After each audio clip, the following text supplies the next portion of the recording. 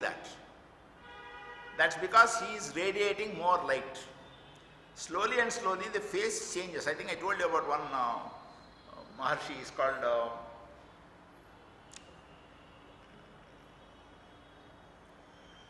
in Mandalore, one of the Tamil Nadu premises. This man is Ramalinga Adigaral. His name is Ramalinga. Early 19th century or early 20th century, camera have already come. You know, that kind of a camera with a black curtain and all that things. So his Sishyas, they said, we would like to have a photograph with you. He said, all right, have it. And he stood there and all his disciples stood, about 10 of them. Photo was taken, photo was sent for washing, it came out. Where he stood, there was no man at all. It was only a blank. That means the photographic rays have gone through him. Right? So we perceive him to be there, but he is not there. Our ignorance perceives us to be there as an object. It is my ignorance which makes the pillar be there. But really pillar is not there, everything is see-through. It's like it's cutting through like X-ray. Right? So the aura question comes, the man does not know that he has an aura, others perceive him as having an aura. Now, the same person sees something as red or blue or green, or depends upon his individual deficiency. All of us do not perceive all colors, frankly. Yeah. Yeah. Yes. Yes. I see one person yellowish, reddish, one person reddish. So my ability to see colors is not changing from person to person. Maybe it is changing from the individual whose auras I am seeing. Maybe the way he is able to emit a color. I am saying your very perception of different auras itself is a limitation. That itself is not true. When you are perceiving, I am saying I am perceiving a brighter aura on her and a little less aura on Kamalji. That means something I am not right. The moment there is a difference, everything is wrong. Fundamentally, unity is right. Any differentiation, that is gunas. What is guna? Triguna Atita we call God as. Any differentiation means I am still imperfect. So when you are saying I am perceiving somebody else having a better aura and somebody has a yellow aura and somebody has a bright this thing also, I am perceiving that is not true also. At this level it is true. That's the reason constantly all these 10 weeks I have been saying relatively real. All this is real, relatively. As long as I am unreal, this is real. The moment I become real, all this is unreal. Yeah.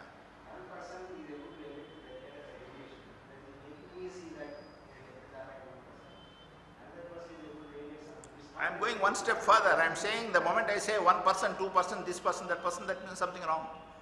There are no persons at all. Yeah. Yes. Yeah. It is the ability of the same. Ability of? It is the same nature. It's not that only for the same, comes the same you could perceive. What you said, the X-ray, the rays have passed through. That is something which is the same to the issue. Even the rays would pass through the body. Right. Yeah. And once you achieve a certain level of energy balance, any rays can pass through. Yes. Normal people, many energies can't pass through. Right. So it is the ability of the other person that is making me perceive it. For instance, in my case, when I take a picture, Yeah. X-rays pass, I can perceive him there. But when I took a picture here, X-rays didn't pass, therefore I can perceive him. I am going again. The moment I am saying I am doing this, I am doing that, that means itself is fundamentally wrong. What is that I you are talking about is the question I am asking. You get the point? The moment you are saying I am able to do this, I am able to do this, I see this way, I see that way, she sees this way, that means we are still differentiating. So it is not my knowledge that makes me do this, it is my absence of knowledge that makes me pursue these things. Relatively it is true that that person's photograph is not there. Right? In an absolute sense, the moment I am also like that Ramalinga, right? Then there is no differentiation. There is no differentiation. That is the reason it is said a rishi can only understand another rishi. A saint can only understand another saint. Because both are in the same wavelength. We are in very, very poorer wavelengths. Right? All that we can now say is everything is true relatively. Relatively everything is true. But knowledge tells me these are not absolutely true. In the absence of that not being absolutely true, what is my practical benefit I get? I don't want to value judgment. I don't want to take sides. I will try to be an observer rather than participant. I don't want to cheer Pakistan or denigrate India. Game is a game, right? I don't take sides. First thing is neutral. Try this. Try conversation without using this word very good, very bad, hopeless, very nice, sweet, right? All the adjectives you try to remove. Just for fun, try 1 week. You will see the fun. Remove all adjectives in all our conversation, right? We use a lot of conversation because all this is relative. All this is relative. Nothing is absolute. Meditation is to make you go into that absoluteness, little more closer, little more closer, little more closer. Maybe there are million steps, it's only one step that is. We are now taking 1 step, 2 step. There are many more to be achieved.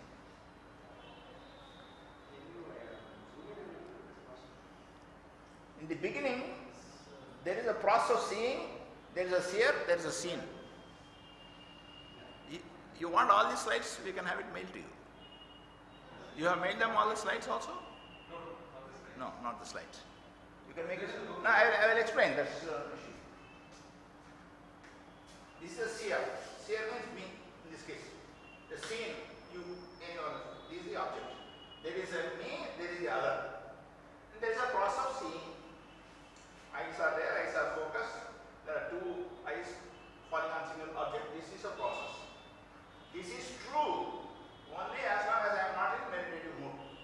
In meditation what happens is, the seer is here, the seen has come closer.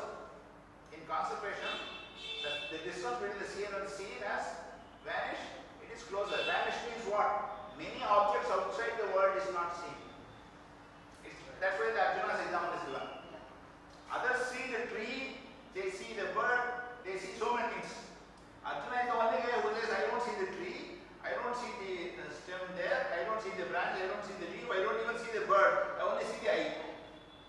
Right? So, when you don't see the rest of the world, that means you are concentrating better. When you are studying, when you are concentrating, what happens? You don't even know who has come by the first time. Right? So, concentration becomes better. Concentration means what? 1 step where the seer and the seen difference is so less. That means the seer is occupied with the seen so much that he doesn't see the world. In this case, you want to see the me, the God, and the world. The world is mostly disappearing, God alone is appearing. Next, contemplation. People use different words. In a contemplation, it's further closer. There is a partial overlap of the me and the God, or the seer and the seen. And in absorption, it's total. There is no other also. In absorption, there is no other. That is complete samadhi. In a complete samadhi, only me, even me is not there. Me as a person, me as with a name, all that is not there. Only awareness is there. Just awareness. Awareness is there. Awareness has no other. I can't have awareness of that, awareness of this. That means something wrong. Just awareness is there. So even the individual disappears. Meditation, some of you would have had this experience. When you are there meditating, you forget yourself also. You are not there. The legs, the hand, the hall, the me, my business, my name, my profession, all that is not there. Only awareness is there.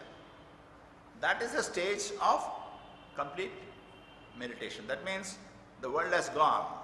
Even God has gone. The me alone is there. That me, not the subject of me. Right? Only awareness. Only consciousness as a thing is available, nothing else is available. Is the mind thinking anything at that point? No. There is no mind. You are transcending beyond mind.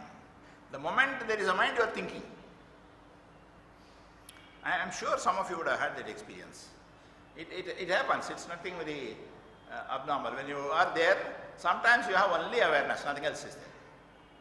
For how long that is there, I don't know. Maybe 1 minute, 2 minutes, somebody else may be able to say, but even then he cannot know what was the state in which I am in. In that 20 minutes meditation, there is a period of time when you are just aware. It's not, you are not sleeping. No, that's why I am saying aware. In a sleep, the other day I told you about it, you are still ignorant. In a deep sleep, you are ignorant. In a dreaming sleep, you are aware of objects. Because in a dream, you have the mountain, you have the park, you are going around, you are moving around, you are talking, all that is there. The mind is there. I will go into those stages a little. In this absorption, which is samadhi, there is only awareness. There is awareness, you are not sleeping. You are not sleeping. There is total awareness, nothing else. Next. Now we will come back. What do we get out of this? We are relatively real people.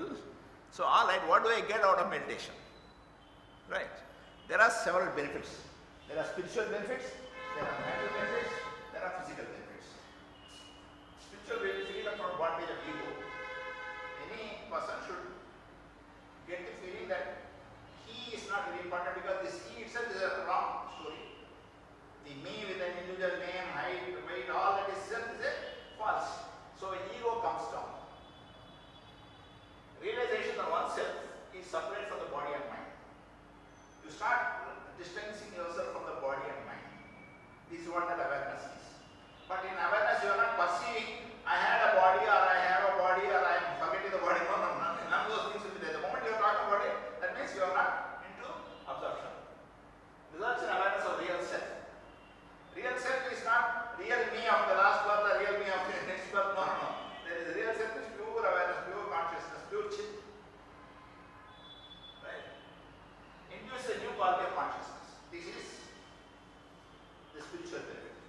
Physically, stripped in emotions, you don't jump. It frees us from the fear of death. There are a lot of people who have fear of death. That it frees. Really speaking, there is no death. The other day I talked about death. Death is relatively real. There is no death. Death is there only if you think you have a body. The moment you don't have a body, where is the person of death? Deha, we have already said Deha Samth. That is body's end. So I forgot to tell you that in meditation, all that we talk about death, it's all relatively real stories. In reality, there is no death at all. Since there is no birth at all. If there is a birth, there will be a death. So when you go into that, we can only say what the C.S. says, what Vedanta talks about. Right? All these things is. But it appeals to logic. If there is a birth, there is a death. Birth is that of mind. That's why he is Brahma. Brahma is the, yeah. No. All this cycle of birth, yes, everything is true if we continue to be ignorant, which we are. As long as we are ignorant, all this is true. The moment the realization has come, I tell you, a very simple example is like this. When you are dreaming, am I knowing that I am dreaming? No. A dream, do I know I am dreaming? I go through real experience. I weep, I laugh, I enjoy, I eat laddu, I enjoy sweetness. Everything is there, everything is true. The moment I am aware, is that all true? All this is false. We say we dismiss it. We also discuss about scientific and Pardon? we also discuss about scientific and we ultimately have to bear out all those. Yes. Everything is true as long as we have mind. Like, as long as, because the mind continuity is there. As long as there is mind, all this is true. No, you can't. You can't. Because to live you need this. To keep the body, mind together you need, body together you need this. This is needed. That's the beauty of, that's why it is a Maya. Right?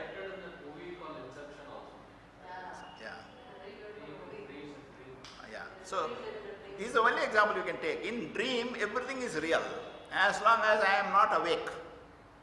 The moment I am awake, all that is unreal. Similarly, the moment you are really awake, all this previous birth, prarabdha karma, sanchita karma, so many births, deaths, everything is unreal. Everything is unreal. The moment you are in that stage. For a Ramana Maharshi or for a Shirdi Sai, all that is completely unreal. But sometimes in dream, you see some things which are real. I must say, That's right. What is that real? That real itself is relatively real. yeah, no, because if I dreamt of something, it would actually be happening. So, See, that's a different subject altogether. In dream, you are only dreaming something which you have experienced. Suddenly, I don't dream I am in Australia. I can only dream about something which in my waking stage I have experienced, with its fantasies. But there is a truth of whatever has been my waking state experience is only with those people, with those things, but multiple variations. Right? You suddenly cannot dream of something which you have not experienced at all in this birth or previous birth or any birth, which the mind has not experienced. Mind you, all this is the experience of the mind.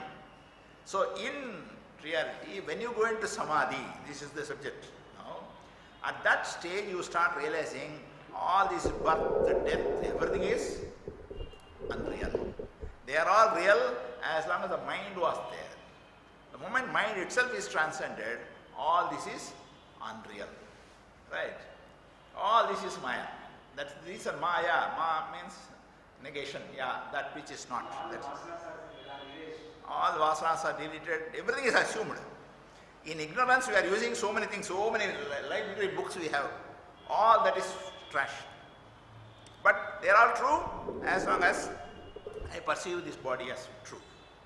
So therefore, even death is not real. Death is real if mind is real. Mind is not transcended. When mind is transcended, that is also not true. You see the story about dharma. You know, Asri Ravani comes. Yeah. Yes. Yes. Yes, yes, yes, yes. Yeah. Yes. Now, when once you achieve samadhi, all this idea, the life force should not enter the body. Again, it is entering the body and again going through the experiences means that vasanas are still there. That's the reason in one of our sessions we saw that life force enters the body consciously in the case of Rama or Krishna. They are avatara purushas. They are deliberately entering to take the body in order to bring some rectification in this world.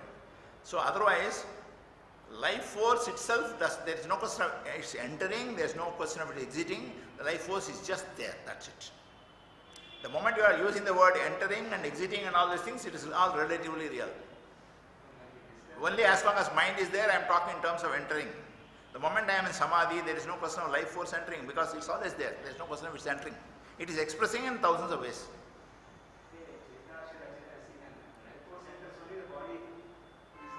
Body manifests. Body manifests. Right. But that body manifests does not mean it's like a leaf falling. So body falls.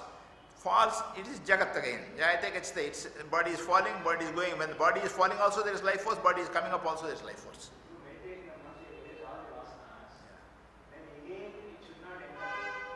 It will not. That's why it is said that for those people who are coming again, they are Mahapurush.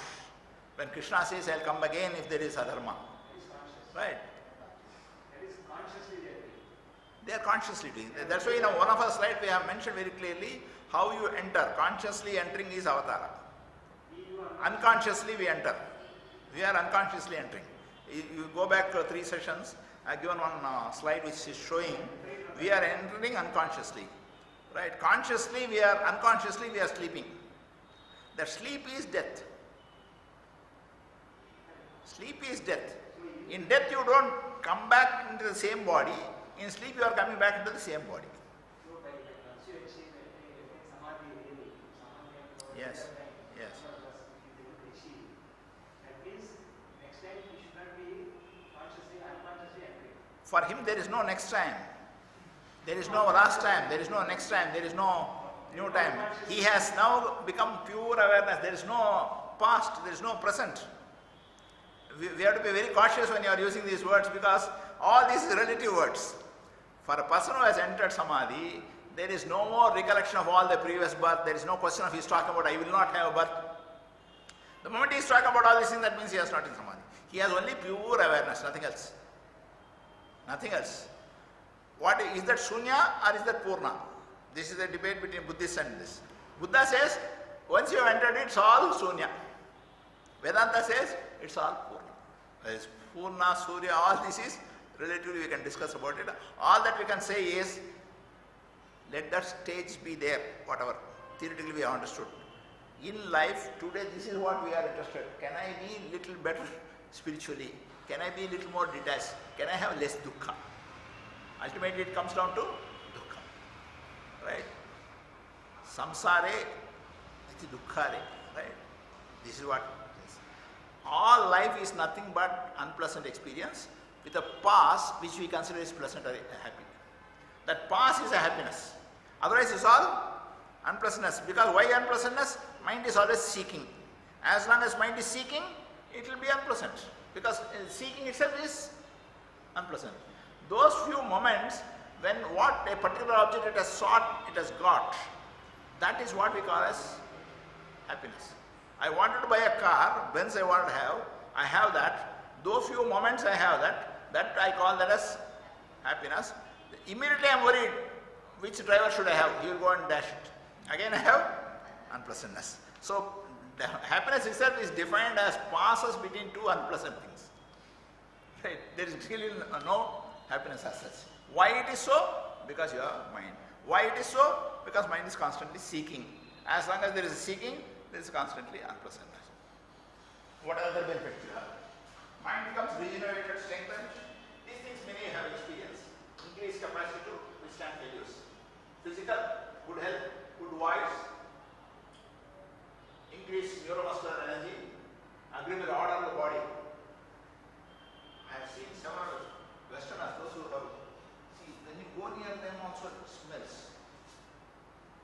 I don't know, because they eat all kinds of dead bodies or whatever it is. They all smell. You can see that in buses or trains where there is a bit of a crowd. Right? Indians in general do not smell that much. Right? After this chapter is over, we are getting into chapter 3.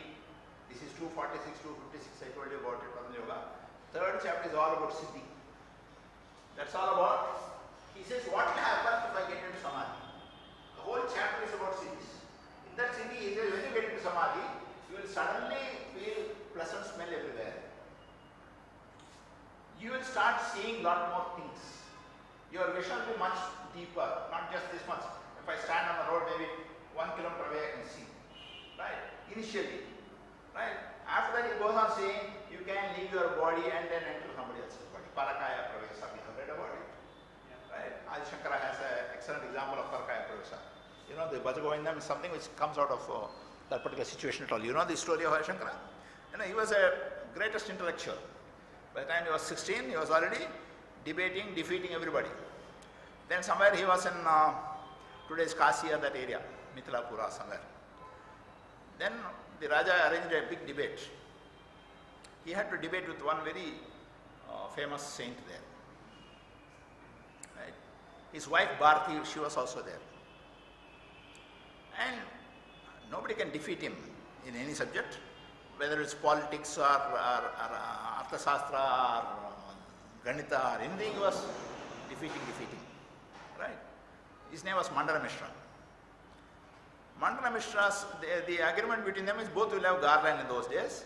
Whichever garland is withering away, that means he is lost. Right? Whichever garland stays fresh, he is winner. Wife Bharati, she was also a scholar of great repute. Most of our ladies were great scholars. This is the beauty about the Indian system, where right from old days, like Sita, like Parvati, the women are always also equally saintly. She was watching her husband getting defeated. She decided, I will ask one question which this bugger cannot answer. What is that? Because he was a bachelor, he doesn't know what is married life. So she asked him about conjugal life. He said, I don't know, I am a bachelor. Give me some time, I will answer this question. So he goes away with his sishyas. Then he drops the body somewhere in a bush and tells his sishyas, I am now leaving this body. Such and such a king is about to die. I am going to enter that body. Right? He leaves this body and tells his disciples, take care of this body because I have to re-enter this body. In Siddhis, what happens is, he says, you are able to also migrate into different bodies. So he goes into that body. That king had 2 wives. Good looking women, very nice people, but that thing was a debaucher, he was drunkard, he was all bad. And the whole kingdom was in bad shape. He was about to die. So Shankara enters that body. When that king wakes up, he suddenly finds himself very regenerated, he was noble, he was radiating. His wife saw, what is happening to this bugger? Such a useless fellow king, he was about to die, but he is radiating. Those days it was quite common experience for them, some 1200 years back, about Parakaya Pravesa and these experiences in life and all that. It has become uncommon for us now. They suspect this is not our king. Anyway, he is such a nice looking guy, right? And he is able to rule so well, so we should not lose him, right? He has been very vigorous, very good masculine personality he is, and his decisions in the kingdom are all very, very good, and so naturally the queens do not want to lose such a good man, good husband also, right? And Shankara forgets that he has entered the body. That's the beauty. Once he has come into this world of material world and the conjugal pressures, he forgets the world. That body is still there. That body doesn't decay because it is Shankara's body, doesn't decay. The queens, they know some body must be there, right? So they order the soldiers to go. If anywhere you see any dead body, burn it off, right? So that is the order passed. So the soldiers go there. Those sishyas who are constantly looking at this body, thinking that he will come back. No, he doesn't come back. One of them goes to the king's place because they know this king is Shankara, right? And then he starts singing this Bhajagovinda song, which he starts singing, right? At that stage, Shankara realizes, right? Oh, I am not this king. He wants to enter. By the time he enters, one of his leg was already burnt, right?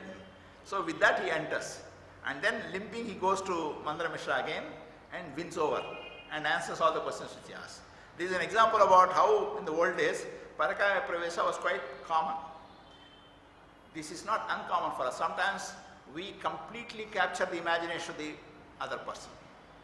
Even now it happens. Sometimes so dominating, so powerful a personality, he captures the other person's mind. There are a lot of people who are, many of these Anandas who are there, no? Including Asharam Babu and so many Babus. What is their strength? There are fellows who identify the weak people who are among them, completely dominate, overpower them in their thought process and make them do all sinful things which they will not otherwise do. Physically he has not entered, but he is so powerful, his mind influences them so much. All that siddhis come in the next few chapters. Actually, 3rd chapter is about it. 4th chapter is all about, again, samadhi. The description, sajiva or without life, right? What kind of samadhi is possible? These are all philosophical questions which Patanjali discusses. We will not go into that. Here, what is the thing you get?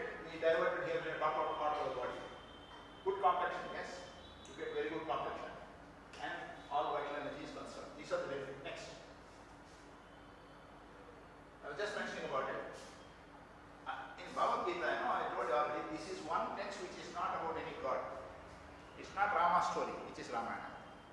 It is not Krishna's story, which is Bhagavata. It is not Pandava's story, which is Mahabharata. Right? It is about us. Bhagavad Gita from first to last, excepting he starts with the discussion about Sanjaya and Dhritarashtra. Until last, there is no God. There is only me. Right?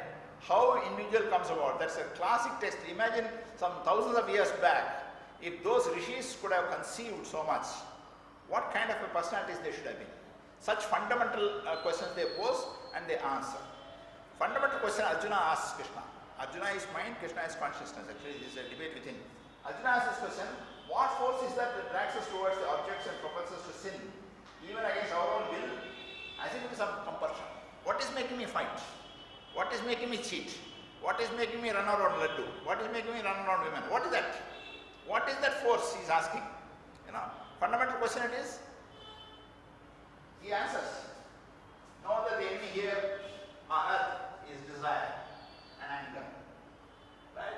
Which is part of Rajasic Guna. We discussed a lot. Mind arises when nature is outgoing. Its attraction to sense object makes it see. Millions of objects where there is none exist. Mind. That's why I am saying at this stage we see millions where there is really none.